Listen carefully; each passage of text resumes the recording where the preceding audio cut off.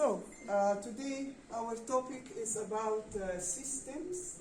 We will focus about understanding what is a system, because this is very important, basically for us to be able to design better products, more ergonomically sound products. We need to understand what is a system and to start looking at products and humans when they interact with each other as systems, because that will greatly help us design better products. So, now, a system, how can we define a system? What is a system? A system can be, we can say, is a group of interacting or interrelated elements that form a unified whole. So we have elements that interact with each other and they form a one unified whole. So what has this got to do with the design and products and all of these things? Well, before in previous lectures we just mentioned on the go that now when you have a product which is designed for human use, and we have the human, so we have the product side and the human side, and for the human to use the product, there will be some kind of an interaction happening. So, if I touch this pen now, me and this pen, we are actually interacting. So, if we view the human as a unit, and this one, the pen, as a unit, so when we start the interaction, we become actually a system, okay? So, this interaction as a system is very important to understand here. So there is always two sides. There is a human side, and it's the product side. Product side, human side, okay? And if you think about it, any design that is designed for human use, there will be such an interaction. Anything. Take this bottle, this table, this chair. At some point you will come in contact with this product. Even anything basically in our world, the shoes, okay? Just the touching points between the product and the body of the human differs from one product to another. Okay? So the touching points can be different, but there is always an interaction. There is a human side and a, let's say, product side. Okay? It doesn't matter what kind of a product. So,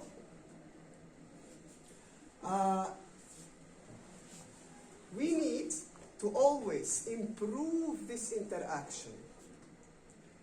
Our goal as designers is to improve this interaction between what?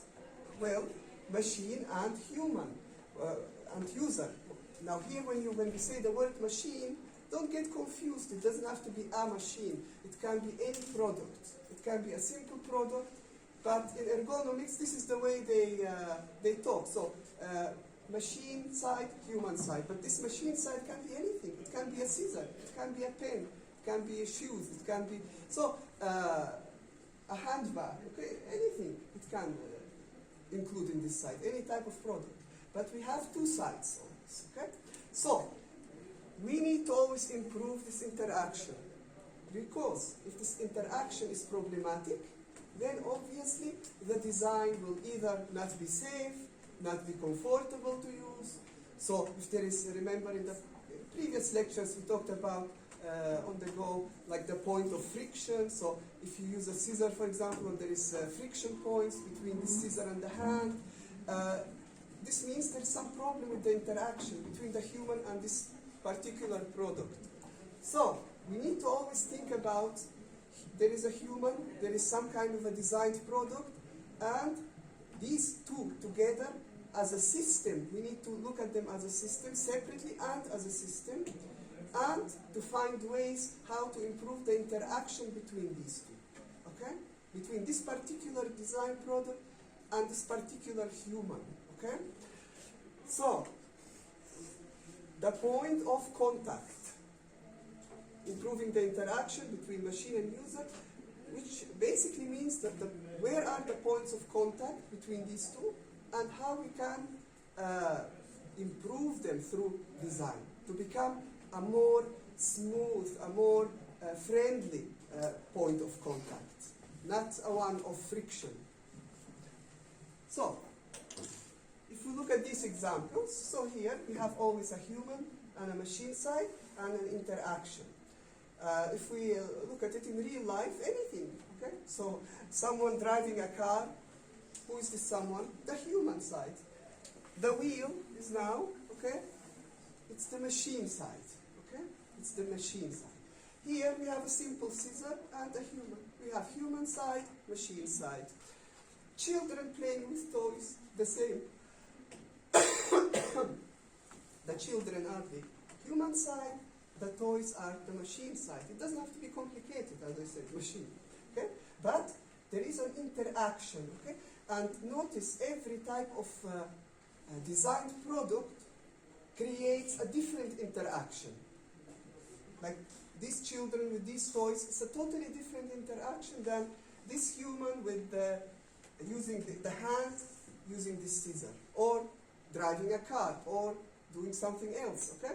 So, it creates a different type of interaction. We need to go into this specific here area so that we can improve this interaction, which is very important, okay? Now, to better understand systems, we can basically divide them into three major categories, okay? There is many ways to categorize system. This is one of them that we can use in design. Manual, mechanical, fully automated. Now, when we say a manual system, what does it mean? It is, for example, simple hand tools that are not powered. So, here, very important, the human is doing most of the work. So, when you say a tool, a hand tool, even a pen is a hand tool. Does the pen do the writing for you? No, you have to take it and write with it. So, because this is not powered, it doesn't work on electricity. Okay? So it's like a pen. You, as a human, have to take it to do all the work with it. The same thing with a scissor, with any hand tool that is not powered. Okay? Simple tools. Here, the human does everything with the human, his own physical energy. So, you do everything with your own body, okay? Now, with mechanical systems, we have powered devices. Like, imagine this kitchen here device. Imagine, there is also hand tools like these. You know, these, for example, come along, and you have to do the work on your own. Like, this will be a manual system. But here, when you switch it on into the power, these start rotating, and what is your job? You're just holding the device. You're not actually rotating with your own physical energy. You're just holding the device and waiting, okay? And you're controlling the machine. Controlling what? With controls, on, off, the speed, for example, this kind of stuff. This is important to understand. So here, the human has a task to do, which is control through specific, for example, buttons. So you're controlling the machine, but the machine is here also doing something. While here, everything is done by the human. Here, it's divided. Some tasks are done by the human, and some of them by the machine. And if you think about, for example, another example, like the fully automated washing machine. Fully automatic, okay? So basically, yes, the human does a bit of control, on, off, controlling what kind of a cycle, putting the clothes in, but the rest is done by the washing machine. There is also semi-automatic washing machines, which you do more of the work, more of the work is done by the human and less by the machine. So, but you need to understand that here, there is some kind of a division between the tasks, okay? So some of them are done by the human, some by the machine. Here, mostly by the human. With fully automated system, like most of everything is done by the machine. The human is just from far away, just sitting and doing very, very simple controls. Like just controlling the machines. Are they working correct? For example, everything okay? There is a computer somewhere, you click on something, like this stuff, but you're not actually doing any work. So, we can call fully automated systems when it goes towards that the machine is doing like the majority of the tasks. The job is done by the machine almost entirely, except for some little exceptions. So we can categorize systems in this way. There is always human side, machine side, human side, machine side, but how much work is done by the human and how much by the machine, this is the difference here.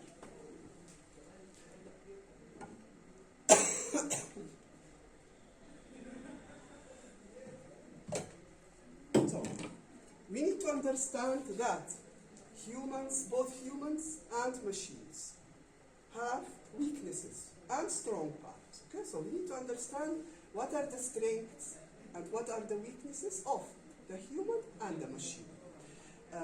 Why we need to understand this? So that we know basically how to allocate tasks between them. If I'm the designer of this machine, I need to know, should I leave this task for the machine to do, or should I leave it for the human to do? So, in this case, I need to basically understand what is the machine better at, what is the human better at, and what is the weakness of this, what is the weakness of that. That's among many other factors that you need to consider, but this is a main thing to think about, okay? So,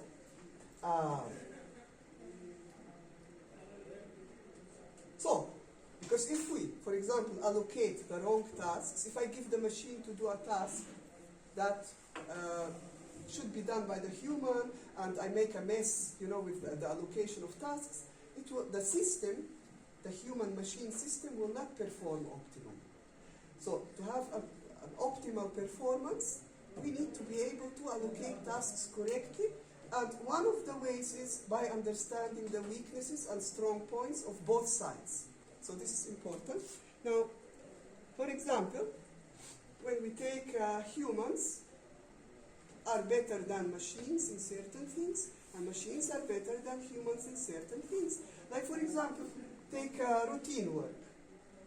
Like, if you put a human to do routine work, that means the same thing, the same task, over and over and over and over again. The human in the end will very quickly start getting tired, exhausted, bored, all of these things. But give a machine to do the same task over and over for days. It will keep doing it until you click stop.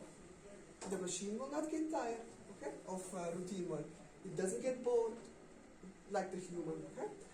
Computation. How quickly can you, for example, do a difficult calculation in your mind? Most humans are pretty slow, But if you give the computer to do this, they can be extremely fast. They can do a lot of difficult calculations very quickly and without any difficulty at all, and without mistakes. So, we need to understand here the difference. Now, the human have also stronger side than the machines in some aspects, like flexibility. The machine doesn't have flexibility. It's like what you tell the machine to do, that's what they will do.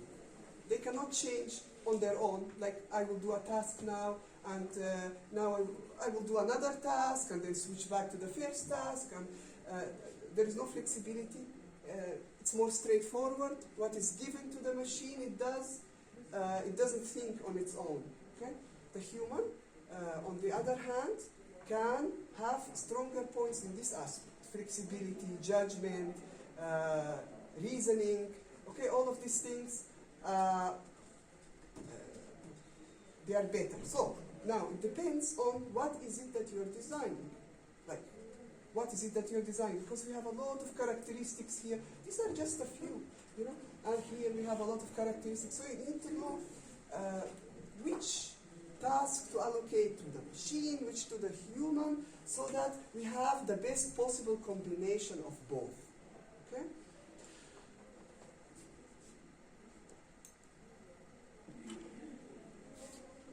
So, as we said, the correct allocation of function between the human and the machine is very important, okay?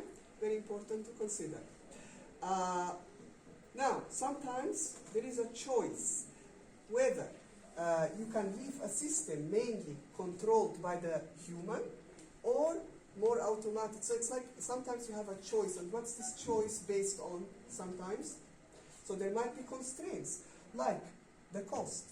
So what do I mean here by that?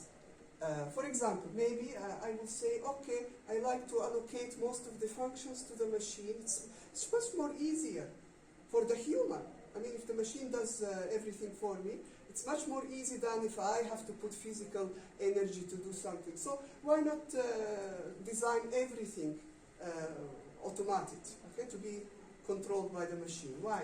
Well, because sometimes it's a cost issue. The more you make, let's say, a product or a machine more automated, the more it is costly.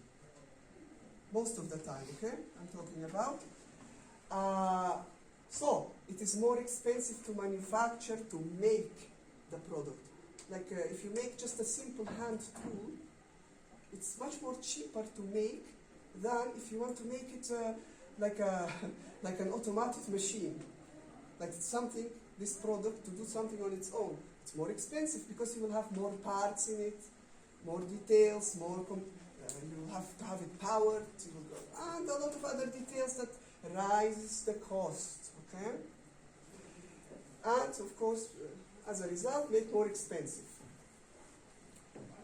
And now what's the problem if the cost rises of a product or a machine? Well, the people that will buy it, they will have to pay more money.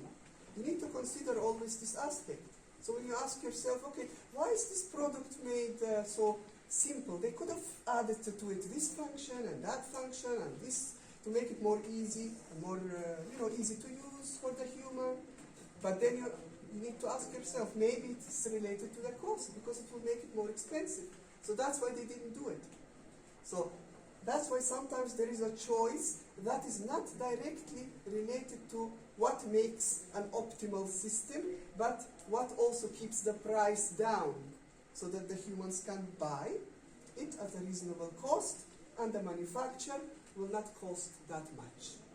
So, also, this choice is sometimes dependent, of course, who is the user. This is very important. Like, for example, if you are designing for a child, for children, it's different than if you're designing for an adult. Because also, if you're designing for adults, but they have like physical limitations, disability, this can also influence how much automation to put in a product or how much to remove. Because if you're designing for very young children, you don't want to design for them a complicated machine that most of the tasks will be done by the machine. It's more hand tools, simple stuff that the child will use through their hands. If you're designing for an adult, the adult is capable of using a machine, of understanding how to use it, so this can become more complicated. But then again, if the adult has certain physical limitations, this needs to be taken into consideration. So, who is the target group of people? Okay? This always needs to be asked before you design something. So, it's not only what is it that you're designing, it is also who are you designing it for, always. Who is this human? Who are the humans that you're designing for? These humans, okay, and then you have the product. And this product has to fit with their needs, with their abilities, with their understanding, and so on. Now, we will talk here a little bit more about the user, okay, each thing separately. Now we said that we need to know as much as possible about information about the target users. The more we know about our target user, the better we can design for them. And the less we know about them, the more the design will be kind of not optimal, not very good. So, the design must be designed according to their strength, to their limitations, and so all of these things need to be taken into consideration that we discussed, and so that we know exactly how to design it, like which tasks to allocate for the machine and which to leave for the human to do. So, when we have target users, we need to ask ourselves these things to understand the target user better. So, what is the age range of our target user? Age range meaning from to. From to, like from what? From babies till adults, or from, for example, 18-year-olds to 50-year-olds. Yes, there is an age range, very important. This, okay? Nationality, language, and culture. Also, this influences, how you design a certain product for a certain user. Their knowledge and level of education. Now, if you design for very simple people, like who are living in the agricultural environment, no much technology, you can find people, they don't know how to read and write still. Now, if you're designing for these kind of people, of course, whatever you're designing must be simple enough for them to understand, not something complicated, okay? So this again will influence the allocation of function. How much automated or how much manual to make this product use. So, the knowledge and level of education, the economic situation. Again, are you designing for the rich, for the extremely poor people? Again, this influences everything about the design. Their needs and wants. What do they need? What do they want? You need to know about that so that you can meet these needs and wants through the designed product. The lifestyle. Like, what kind of lifestyle do the target group of people I want to design for live? What is their general lifestyle? Because otherwise, if you don't know, you might design products that don't fit their lifestyle. As a result, they will not buy this product. They will not like it. Okay? Physical limitation, disabilities, we already mentioned that. And any other factors that are product specific. For specific products that you need to take into consideration. Now, the environment.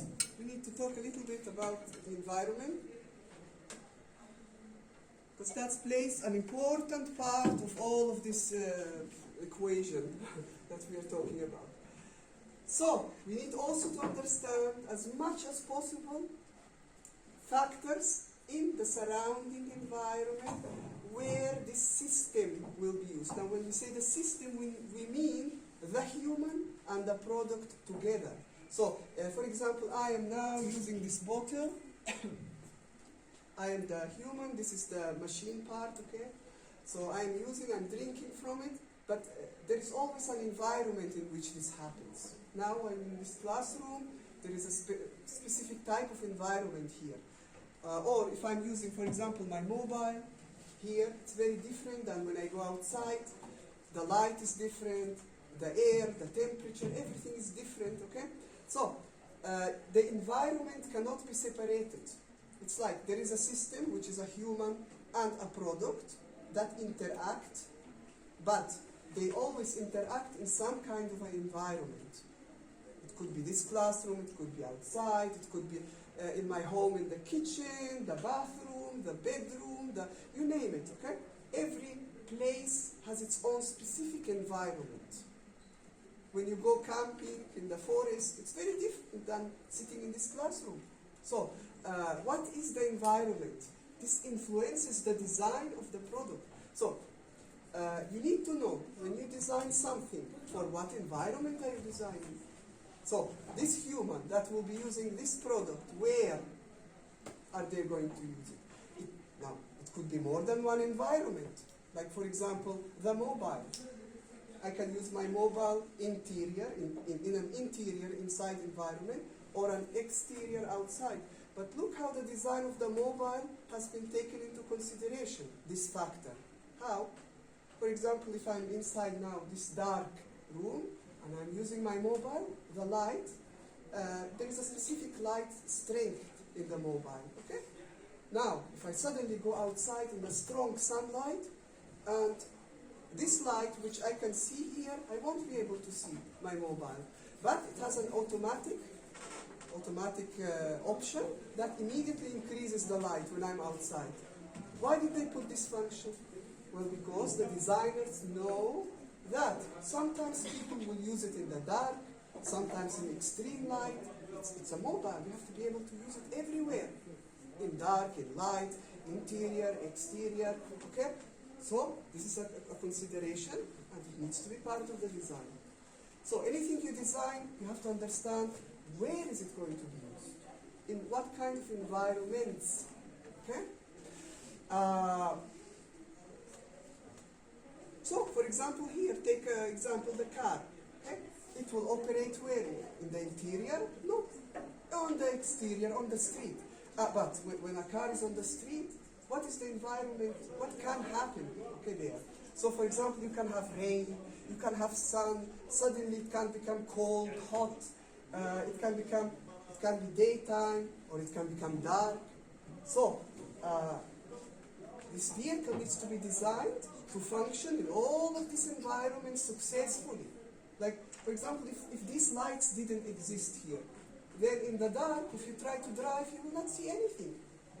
So, this is a simple example, but you need to understand why the designers place something wherever they placed it. It's not just because they want to place it like that or design it like that. It has a functional reason. It has to do with how to make this system between the human and the product more comfortable, more safe, more clear, more in every way to improve this relationship. Okay?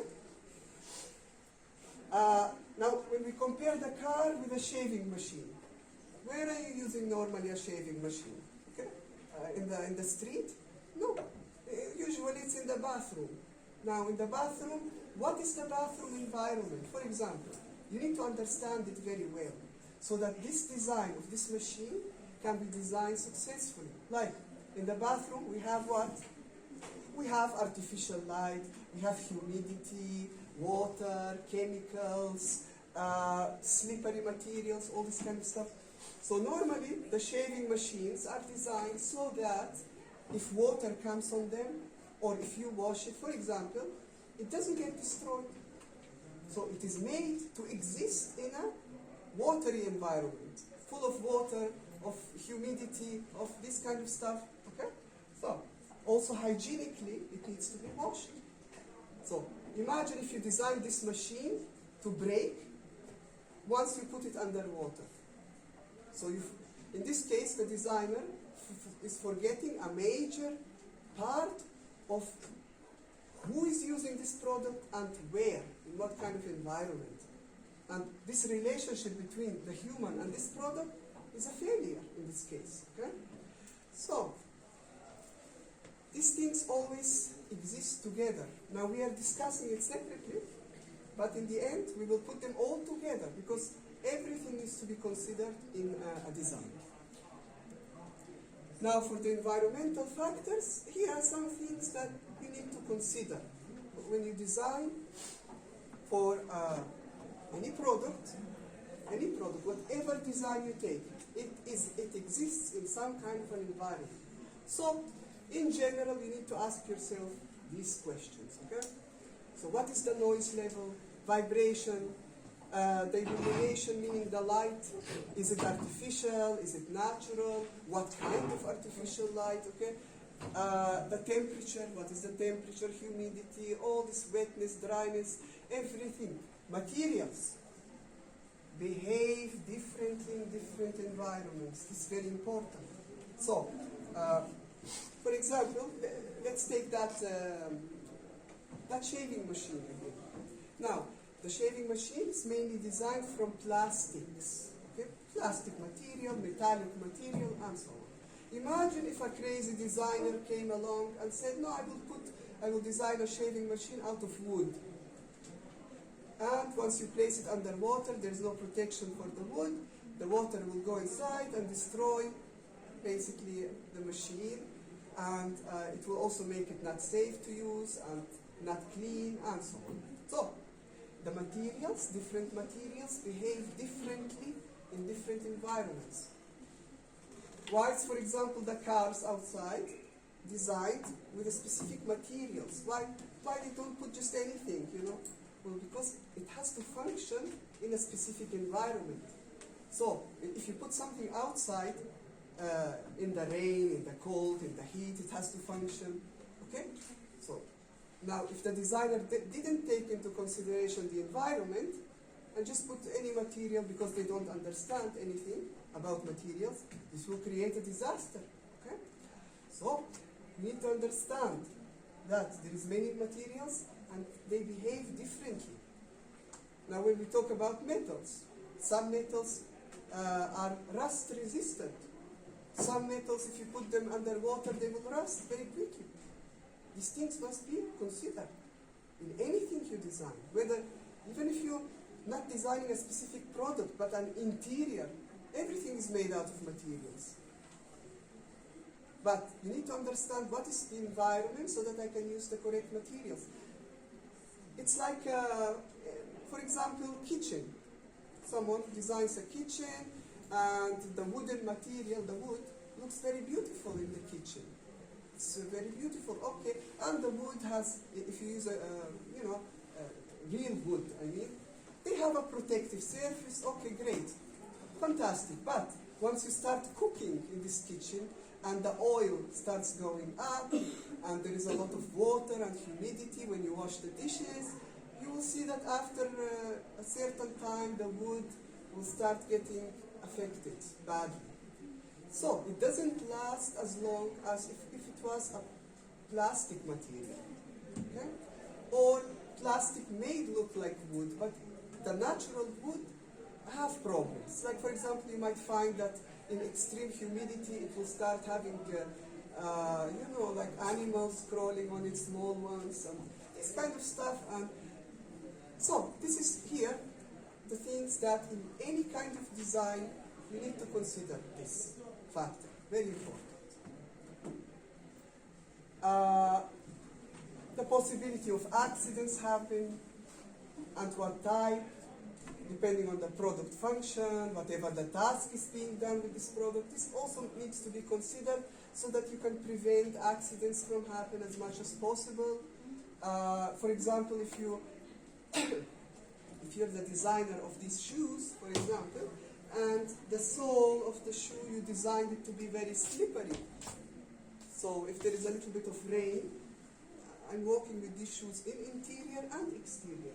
So if there is a little bit of rain and we slip on the street, that wouldn't be very safe, you know?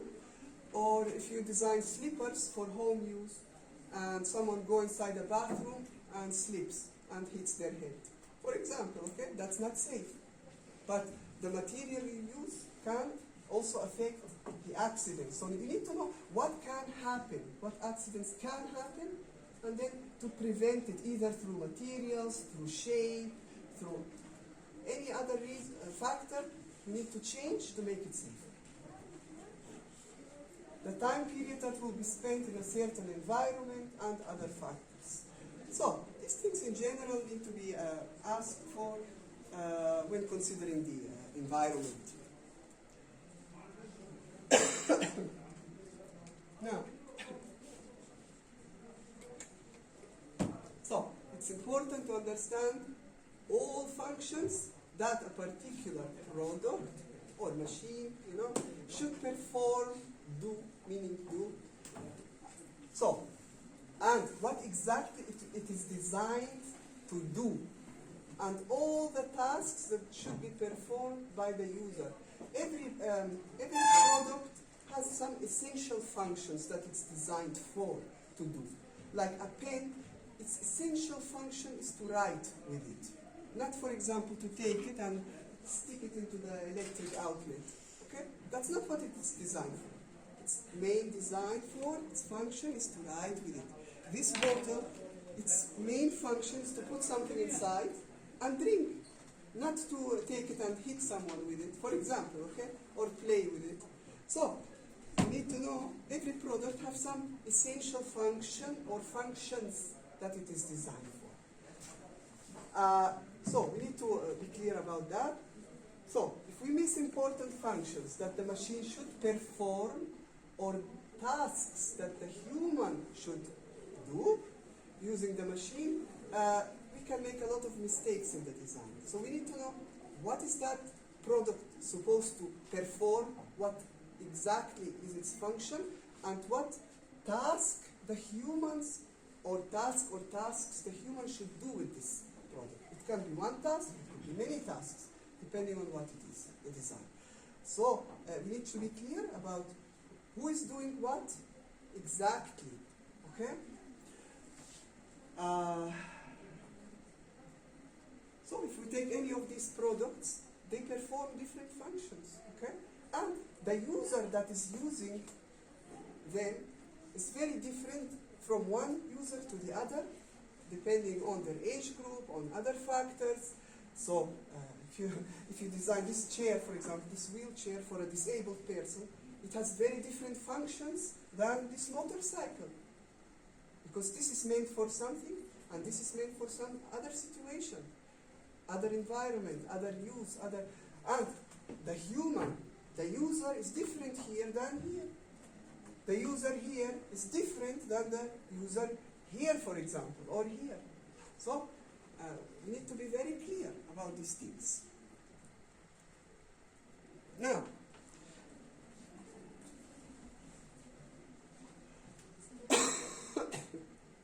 designers must use ergonomics, of course, to analyze and design products, systems. We can call them systems because if we put the human and the product together, that fit with the target user's needs so that they can perform tasks and fit with the environment in which this design will be used. Okay?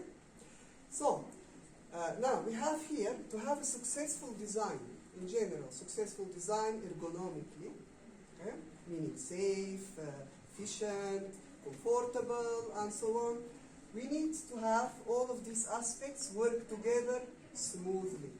So we have a user, or often we have a target group of users, many users, okay? And we have some kind of a designed product, machine. It can be here a lot of things, okay? And the user will be performing certain tasks with this product, okay? In a certain environment. So these things, these factors here, we cannot just remove any of them and say, okay, we have a successful design. We cannot. We have to consider them all together. Now, when you're designing something, you consider it one by one first. Okay, who is the user, everything about the user, then everything about this product, this machine. Should it be a basic system or a system that's powered, mechanical one? Should it be this? Should it be that? Which tasks to allocate to whom? And where all of this will function? Where all of this will be used in? What kind of environment? And really understand the characteristics of this environment where it will be used. So these must function together smoothly for to have a reasonably well-designed product. So let's say, for example, to look at some example here, let's take this bicycle, okay? Now look, if you notice, its design is kind of very strange. Like, okay, it doesn't look like a normal bicycle that we see every day. Huh? So its wheels are very thick and very small. And this one has an ability to absorb shock. Why is this designed in this way? Well, you need to ask yourself, the designer, why they designed it like this?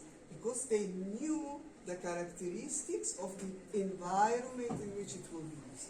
This is a mountain bicycle, so it will be used in a very rough terrain with up and down and stones and rough terrain where you have to jump somewhere and you need something to absorb the shock. Now imagine if this here bicycle you use the normal bicycle you see on the street, like the big wheels, very thin, it will break immediately. You cannot walk on this area with such a bicycle. So it needs to be broad, it needs to have shock absorb elements. So the designer understands the environment, so they can design the product correctly for this environment. And also, who is the user?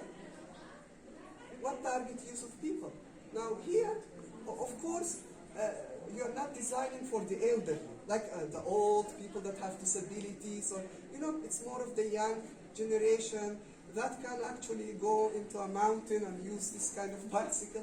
Okay? So the target group of users was understood well, their abilities and limitations, and then everything, the tasks were divided, what should be done by the machine, what by the human, the shock absorbing, should the human jump or the bicycle to take it, okay? So all of these details need to be figured out so that the design is successful. If you take this, for example, here, billboard. Now this is placed where? Outside on the street again, okay? So, the material used for this need to be suitable for that environment. For example, today it's cold, tomorrow it's rainy, there is too much sun sometimes it's... So, what happens outside? In the outside environment, the materials need to be suitable, and it should not block in any way, like make, for example, certain areas to be shiny, or block the vision for the drivers who pass by. Okay?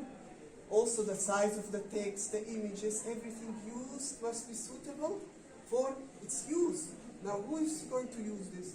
The human who is, for example, sitting inside a car, driving fast, and I see a billboard, and maybe I have just a few seconds to look at it. Just a few seconds, and I should be able to understand it. You don't have time, when you drive the car, to start looking, okay, I'm driving and I'm reading. What does it say on that billboard? You cannot. So it must be designed for quick understanding, clear message, clear, direct message, and quickly to be able to be seen correctly. The height must be correct, everything must be correct for the drivers who pass by. And look how they repeated it here. So in case you forget, you didn't see some information, you can see it on the next one. This is also a design decision. There will be a human part, even though this is not a machine, but this is a product part. There is a product part, so a poster, for example, is also a product that a human will look at it. Okay? So there is always a human part and a product part. And together they form a system that interact with each other. Notice this, for example. If you design in clothes for our everyday life, it's very different than if you design a spacesuit for outer space, where there is no gravity, for example, where the body can explode if, it's exposed to that environment. That's why the clothes are very different. You cannot go out with these clothes out of space. So, if the designers don't understand the difference in the environment, they will design the wrong designs, bad designs, okay? So, your next assignment.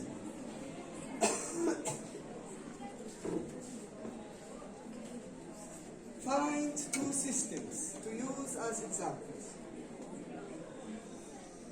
One should be a manual and one should be a mechanical. Okay? So one should be a simple tool for where the tasks are performed by the human, most of them. And one should be a mechanical where you have a powered device, part of the tasks performed by the device, part of them by the human. Clear photos need to be taken again. Don't ask me how many photos. You will take as many as you need. Okay? Explain about the two systems the following. So for each one, you will explain these points. Who are the users? Okay? And what what are their major characteristics? Not only to tell me, okay, they're in this kind of age group. That's not enough. Okay? Explain in general more about them, who they are. Okay? What are the two products' major function? Now, when I say products or machine or anything, it's the same thing. What are their major functions? Okay, we said that every product has major functions it was designed for. What are they in this case? Okay? Explain the allocation of functions. Okay, which tasks or subtasks are performed by the product and which by the user? What are the characteristics of the environment where the systems will be used? So, you need to tell me not what is the environment. Like, for example, tell me, oh, a kitchen, a bathroom. No. You need to explain the characteristics of this environment, the characteristics that help us in a design. For example, all of these factors that we talked about before, look at them and explain in detail. Number 4, explain the overall interrelationship between user, product, task, and environment based on what you wrote above, and point out all the problems observed. So, we said that these interaction between these 4 are very important. Now you need to look at what you wrote here and explain to me what is the overall interrelationship. So, does it form a bad kind of relationship? And if so, in which way? Where is the problem? Okay? For each one of them, you will explain. Okay? This kind of relationship, if it's a good or a bad one. Most important, the explanation why. Where are the problem areas? Okay? So, for example, I just put you an example here. If you find the allocation of tasks between the user and the system ergonomically incorrect, so there is a problem, or need some kind of a modification because they are badly designed, explain in detail why and how. Don't just tell me, oh, there is a problem here, and put me a photo. Well, what is the problem? Where? How? Why? Okay? You need to explain. Also, if certain characteristics in the environment may affect the use or safety or other aspect of the user-product relationship. So something in the environment that can affect this relationship. Or if you find problems in the design of the product itself, that the product itself has some problem, that does not fit the user's body requirements or the environmental conditions, everything you need to explain, okay, in detail. The rest is like always. Cover page. Don't ask me how many pages. When you finish the work, you're done. Okay? The more you are detailed with the explanations, the more you are clear with explanations and photos, the more your report is organized, easy to read, ergonomically designed, so that when I read it, I feel comfortable and happy reading it, the better. Okay? So this is it for today.